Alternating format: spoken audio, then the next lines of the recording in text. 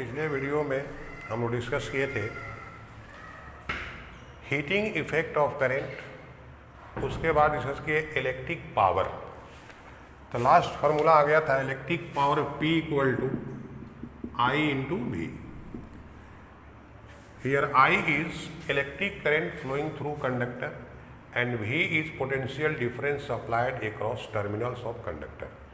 तो हम लोग डिफाइन कर दिए थे कि electric power is equal to product of electric current flowing through conductor and potential difference applied across the terminal of conductors. इस फार्मूला को आप और दो रूप में ट्रांसफॉर्म कर सकते हैं। Since V equal to IR where R is resistance of conductor, therefore P equal to I into IR और P equal to I square. अब यहां पर समझ लीजिए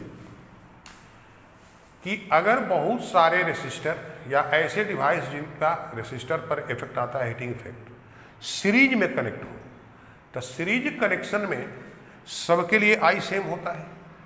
तो यहां याद कर लीजिएगा, for series grouping P proportional to R। अगर बहुत सारे रेसिस्टर सीरीज में जुड़े हैं तो electric power is directly proportional to resistance of resistor. जिसका रेजिस्टेंस ज़्यादा होगा उसमें इलेक्ट्रिक पावर ज़्यादा कंज्यूम होगा, जिसका रेजिस्टेंस कम होगा उसमें कम इलेक्ट्रिक पावर कंज्यूम होगा। दूसरी बात, since I equal to V by R, therefore P is equal to, तो I की जगह पर V बाई आर यानी V स्क्वायर बाई आर, तो P equal to V square by R formula होगा। तो आप जानते हैं पैरेलल ग्रुपिंग में सभी कंडक्टर के लिए पोटेंशियल डिफरेंस सेम होता है। तो पैरेलल ग्रुपिंग के लिए power is inversely proportional to resistance of conductor. तब यहाँ पर क्या होगा कि जिसका रेजिस्टेंस कम होगा उसी में ज़्यादा इलेक्ट्रिक पावर कंज्यूम होगा। तो for parallel grouping P proportional to 1/R। ये दोनों आपको याद रखना है। अब देखो इस पर एक एग्जाम्पल से समझाते हैं। मान लो क्वेश्चन में दो बल्ब दिया है जिनका रेटिंग दिया हुआ है। ये इलेक्ट्रिक बल्ब है A, एक बल्ब है B। इसका रेटिंग दिया हुआ है 100 वाट टू 20 वोल्ट। इसका लिखा हुआ है 100 वाट 110 वोल्ट। ये दो बल्ब दिए गए हैं, ये बल्ब A और बल्ब B है। आपसे दो तरह का क्वेश्चन पूछेगा। अगर इस दोनों बल्ब को एक इलेक्ट्रिक सोर्स से हम जोड़ दें, मान लो 220 वोल्ट सोर्स से जोड़ दें, तो एक बार इसको आप सीरीज में जोड़ सकते हैं, एक बार पैरेलल में। तो सीरीज ग्रुपिंग में इसमें कौन ज़्यादा आपका लाइट देगा या इल्यूमिनेट होगा, कौन ज़्यादा चमकेगा, और पैरेलल में कौन। जब भी ऐसा क्वेश्चन, मान लो ये दोनों बल्ब जो है एक कनेक्ट किए गए एक सोर्स से 220 वोल्ट से। अब फर्स्ट केस में फॉर सीरीज ग्रुपिंग, मान लो सीरीज में जोड़ेंगे, तो पहला काम ये जो डाटा दिया है इससे इनके क्वाइल का यानी फिलामेंट का रेजिस्टेंस निकल जाएगा। तो बल्ब A के लिए RA इज इक्वल टू, तो देखो हम लोग फार्मूला पढ़े हैं, P is equal to V square by R। तो R is equal to V square by P हो जाएगा। तो V स्क्वायर बाई P, तो V कितना है, तो 220 वोल्ट है, P कितना है 100, ये कट गया। 484 ओम इसका रेजिस्टेंस हो गया। इसी तरह से B का क्या होगा, V स्क्वायर बाई P, तो 110 बाई 100 120। तो इसमें RA ग्रेटर है RB से। और हम अभी आपको समझाए कि सीरीज ग्रुपिंग में पावर उसी में कंज्यूम ज़्यादा होगा जिसका रेजिस्टेंस ज़्यादा होगा। इसका मतलब कौन ज़्यादा लाइट देगा, तो बल्ब A। तो since P proportional to R, therefore PA greater than PB, यानी बल्ब A ज़्यादा पावर कंज्यूम करेगा किससे, बल्ब B से। और यही अगर कनेक्शन सेकेंड में फॉर पैरेलल ग्रुपिंग। तो पैरेलल ग्रुपिंग में क्या बताए थे, P प्रोपोर्शनल टू 1/R। तो जिसका रेजिस्टेंस कम होगा उसमें ज़्यादा पावर कंज्यूम होगा। तो इस केस में PV ग्रेटर देन क्या हो जाएगा, PA। तो जब इन दोनों बल्ब को एक ही प्रकार के सोर्स से एक बार सीरीज में जोड़िएगा तो बल्ब A ज़्यादा लाइट देगा बल्ब B से, लेकिन इन्हीं दोनों को अगर पैरेलल में कनेक्ट कर देते हैं तो बल्ब B ज़्यादा लाइट देगा किससे, बल्ब A से। इसको याद रखना है ऑब्जेक्टिव के लिए। अब ये जो हीटिंग इफेक्ट ऑफ करंट है, इस पर बहुत सारे आपके जो डिवाइस है जिसका हम लोग डेली लाइफ में यूज करते हैं। आप आयरन का नाम सुने हैं, इलेक्ट्रिक आयरन, इलेक्ट्रिक हीटर का नाम सुने हैं, ये सभी हीटिंग इफेक्ट ऑफ करंट पर बेस्ड होते हैं।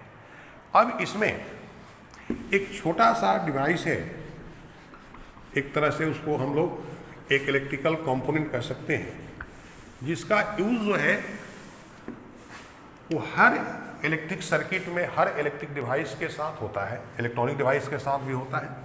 उसको कहते हैं फ्यूज। देखो फ्यूज का काम क्या है।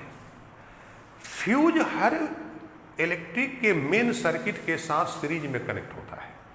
कोई डिवाइस है उसमें भी जहाँ करंट इन करनी है, जहाँ पावर इन करना है, वहाँ पर सीरीज में जोड़ते हैं। इसका काम यही है कि अगर प्रॉपर वैल्यू से ज़्यादा करंट फ्लो करे तो ये मेल्ट हो जाए, यानी सर्किट क्या हो जाए, ब्रेक कर जाए, सर्किट ब्रेक कर जाए। तो ये जो बना रहता है वो टीन और लेड के एलॉय का बना हुआ होता है। इसका मेल्टिंग पॉइंट एंड रेजिस्टेंस जो है वो कम होता है। हर अलग अलग प्रॉपर वैल्यू के करंट के वैल्यू के लिए इसका निर्माण होता है। लिखिएगा, इस पर लिखा रहेगा 2 एम्पियर, 3 एम्पियर का फ्यूज, 4 एम्पियर का। उसका मतलब क्या, मान लो किसी फ्यूज पर लिखा है 4 एम्पियर, इन मैक्सिमम 4 एम्पियर तक करंट इससे क्रॉस कर जाएगी, कोई दिक्कत नहीं। जैसे 4 एम्पियर से ज़्यादा करंट जाएगी ये मेल्ट कर जाएगा, सर्किट ब्रेक हो गई और आपका जो इलेक्ट्रिकल या इलेक्ट्रॉनिक डिवाइस आगे लगे हुए हैं आपके घर में, वो जलने से क्या होते हैं, बच जाते हैं। तो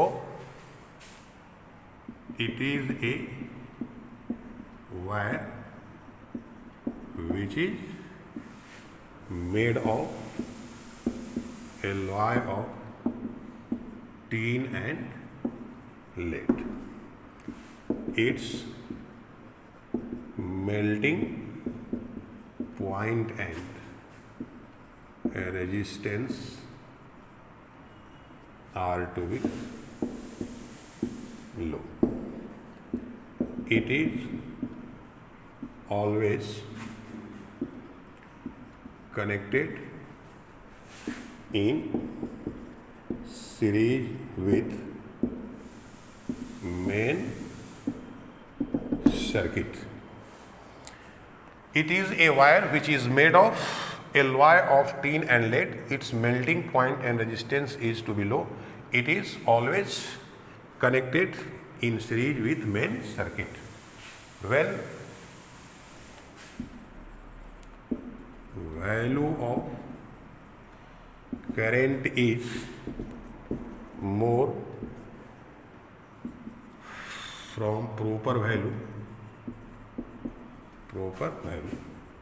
then it melts, it is melted and circuit is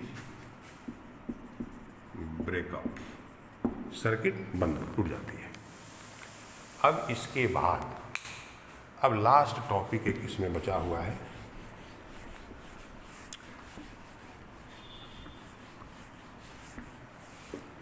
A resistor, carbon resistor. Carbon resistor, देखो जो मेटालिक कंडक्टर है या जो मेटालिक रेजिस्टर है उनका रेसिस्टेंस कम होता है। दूसरी बात, टेम्परेचर का उन पर इफेक्ट पड़ता है। तो जितने भी इलेक्ट्रिकल इलेक्ट्रॉनिक डिवाइसेस हैं उनमें जो रेसिस्टर यूज होता है वो जनरली कार्बन का बना होता है, क्योंकि कार्बन का रेजिस्टेंस हम लोग हाई रेजिस्टेंस बना सकते हैं। और दूसरा चीज़, टेम्परेचर का इफेक्ट इस पर बहुत कम पड़ता है। तो कार्बन रेसिस्टर क्या है, तो it is a resistor which is made of carbon. तो बनता कैसे है, तो it is constructed by pouring carbon inside plastic capsule, capsule की तरह it is a resistor which is made of carbon. It is constructed by pouring carbon dust inside plastic capsule. Two metallic pins या metallic wires are connected at ends of capsule by which carbon resistor is connected in circuit. It is a resistor which is made of carbon. It is constructed by pouring carbon dust inside plastic capsule. Two metallic wires are connected at ends of capsule by which carbon resistor is connected in circuit. अब यहाँ पर जो main देखना है हम लोग को कि कार्बन रेसिस्टर का रेजिस्टेंस कितना है, तो वह रेजिस्टेंस उस पर लिखा नहीं रहेगा। उसके लिए उस पर डिफरेंट कलर्स बैंड्स बनाए जाते हैं और उस बैंड के द्वारा ही उसका वैल्यू हम लोग पढ़ते हैं। अब कैसे पढ़ते हैं ही आपको सीख लेना है।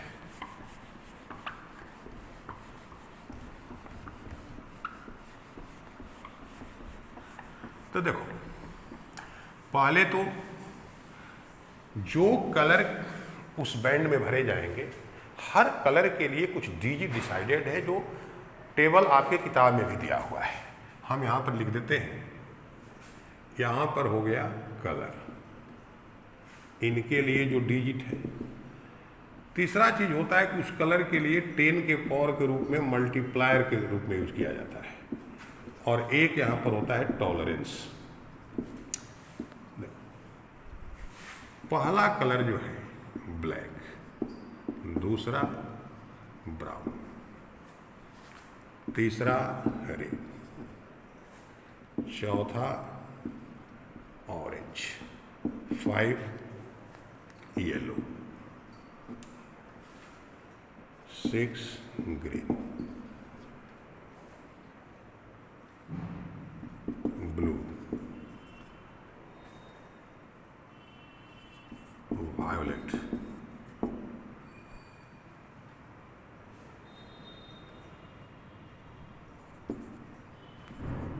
Grey,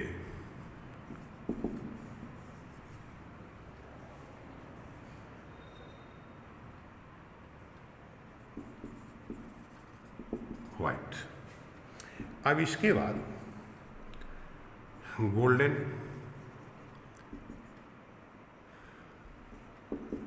silver, no colour.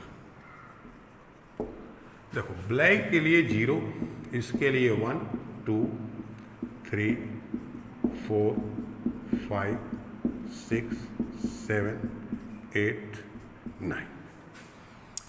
अब इस सब के लिए कोई डिजिट डिसाइड नहीं है। अब मल्टीप्लायर, तो जो भी ये डिजिट है 10 to the power 0, 10 to the power 1, 10 to the power 2, 10 to the power 3, 10 to the power 4, 10 to the power 10 to the power 6, 10 to the power 7, 10 to the power 8, 10 to the power -1, -2। Tolerance, इसके लिए 5%, इसके लिए 10% और no colour के लिए 20%। अब समझिए इसका मतलब क्या है। जो भी कार्बन रेसिस्टर होगा उस पर मैक्सिमम 4 बैंड्स बने होंगे। जैसे ये मान लो कार्बन रेसिस्टेंस है, तो मैक्सिमम कितने बैंड्स? 4 बैंड्स। तो 4 बैंड्स में चाहे इस किनारे पर या इस किनारे का एक बैंड का 3 ही हो सकता है कलर। या तो यहाँ पर गोल्डन कलर होगा, या सिल्वर कलर होगा, या उस बैंड में कोई कलर नहीं होगा, एक इंड फिक्स हो गया। अब दूसरे इंड की 3 बज गई मैक्सिमम, तो जो फर्स्ट और सेकंड बैंड है उसमें जो भी कलर भरा हुआ है उसको डिजिट जो भी यहाँ डिसाइड है उसको आप ऑर्डर में लिख दीजिए। तीसरा बैंड का जो आपका कलर है उसका जो भी डिजिट है वह 10 के पावर के रूप में लिखा जाएगा। अब फर्स्ट 2 डिजिट के साथ उसे मल्टीपुल में, इसीलिए उसको क्या लिखा गया, मल्टीप्लायर। और कोई भी रेसिस्टर का कितना वैल्यू परसेंट जो है, जो वैल्यू आया उसमें कितना परसेंट इंक्रीज या डिक्रीज कर सकता है अनदर इफेक्ट के कारण, वही कहलाता है टॉलरेंस। तो अगर जो फोर्थ बैंड है यानी इधर का लास्ट बैंड जो है वो थर्ड भी हो सकता है, लेकिन लास्ट इधर का जो बैंड है अगर वहाँ पर गोल्डन कलर है तो टॉलरेंस 5% है। टोटल रेजिस्टेंस का 5% इंक्रीज भी कर सकता है या 5% डिक्रीज भी कर सकता है। अगर वहाँ पर सिल्वर कलर है तो 10% का ये मामला होगा, और यदि कोई कलर नहीं है तो 20%। अब यहाँ एग्जाम्पल से एक आपको बताते हैं। मान लो यहाँ पर एक ये रेसिस्टर आपको दे दिया, ये कार्बन रेसिस्टर है, इस पर ये 4 बैंड्स दिए हुए हैं।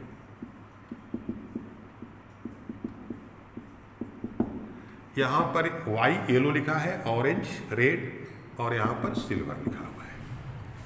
अब कहेगा कि इसका वैल्यू पढ़िए, तो कुछ नहीं करना है, इधर सिल्वर वाले को भी छोड़ दीजिए। दूसरे इंड का ये जो 2 कलर है येलो और ऑरेंज, इस चार्ट में देखिए येलो के लिए 4 है और ऑरेंज के लिए 3 है। तो येलो के सामने 4 और इसके सामने 3, ये रेजिस्टेंस 43 हो गया। अब थर्ड जो बैंड है उसका कलर रेड है, तो रेड का डिजिट 2 है, तो अब इनके साथ 10 का पावर 2 से मल्टीप्लाई किया जाएगा, तो इंटू 10 टू द पावर 2, यानी इस कार्बन रेसिस्टर का जो रेजिस्टेंस है वो हो गया 43 इंटू 10 टू द पावर 2।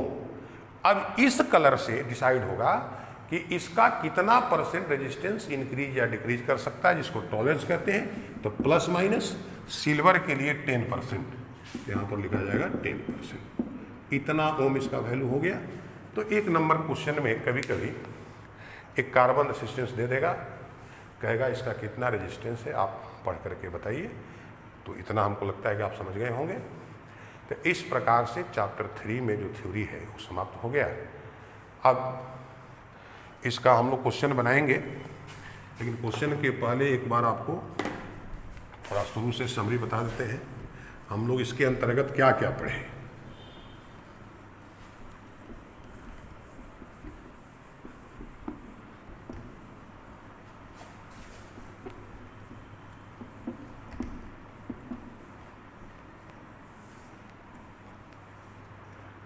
तो देखो इसमें हम लोग को पहला फार्मूला मिला था, पहले हम लोग इसमें किसको डिफाइन किए, इलेक्ट्रिक करंट को। तो हम लोग यही लिखे थे कि the amount of charge flowing per second through any section of conductor is called electric current. तो if amount of charge Q crosses through any section of conductor in time interval T, then current flowing through conductor I equal to Q/T सूत्र मिला। फिर दूसरा formula हम लिखे थे, if number of electrons passes per second through any section of conductor is n, then value I equal to any, दूसरा सूत्र था। यहां पर n क्या है, तो नंबर ऑफ इलेक्ट्रॉन क्रॉसेस पर second through any section of conductor, E magnitude of charge of electron. अब तीसरा बताए थे कि अगर किसी सेक्शन से क्रॉस करने वाला चार्ज अगर टाइम के साथ चेंज करता है तो इंस्टेंटेनियस इलेक्ट्रिक करंट वो निकालते थे। तो if in A small time interval delta T the amount of charge passes through section of conductor is delta Q, then instantaneous current I equal to limit delta T tends to 0 delta Q by delta T equal to dQ by dt। अब इसके बाद हम लोग electric current density को define किए थे। The amount of current flowing per unit area of cross section through conductor is called current density या electric current density, ये वेक्टर क्वांटिटी है। तो फॉर्मूला हम लिखे थे current density J is equal to I by A। Here A is area of cross section of conductor, I is current flowing through the conductor. इसके बाद हम लोग फॉर्मूला निकाले थे ड्रिफ्ट वेलोसिटी का। तो drift velocity VD is equal to e tau by m, और इसी को ई भी टॉ बटा ml। यहां पर ई क्या है? The electric field applied on conductor. Tau is relaxation time, वहां हम लोग डिस्कस किए हैं what is relaxation time. M is mass of electron. Here V is potential difference applied across terminal of conductor, L is length of conductor. उसके बाद formula 6, इसमें हम लोग मोबिलिटी ऑफ इलेक्ट्रॉन को डिफाइन किए थे, mu equal to VD by E, और यहां बैठाए थे ई tau by M.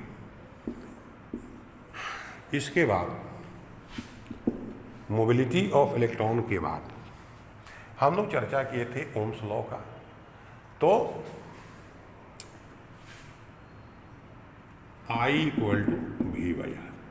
Here V is potential difference applied across terminals of conductor, I is current flowing through conductor and R is resistance of conductor. और इसी को लिख सकते हैं R is equal to V by I। Reciprocal of resistance is called conductance, and conductance C equal to 1 by R equal to I by V। इसके बाद हम लोग डिफाइन किए थे रेसिस्टिविटी ऑफ कंडक्टर। तो वहाँ एक फॉर्मूला आया था R equal to rho L by A, और rho equal to R A by L। यहाँ पर रो जो है वही रेसिस्टिविटी ऑफ मटेरियल है, A length of conductor, A area of cross section. Reciprocal of resistivity और स्पेसिफिक रेजिस्टेंस भी इसको बोलते हैं, इज कॉल्ड कंडक्टिविटी और specific conductance, sigma equal to 1 by rho L by R into A. तो इस प्रकार से और भी कुछ फार्मूला है, उसको नेक्स्ट वीडियो में हम लोग डिस्कस करेंगे, और तब उसके बाद एक्सरसाइज हल करेंगे। Thank you.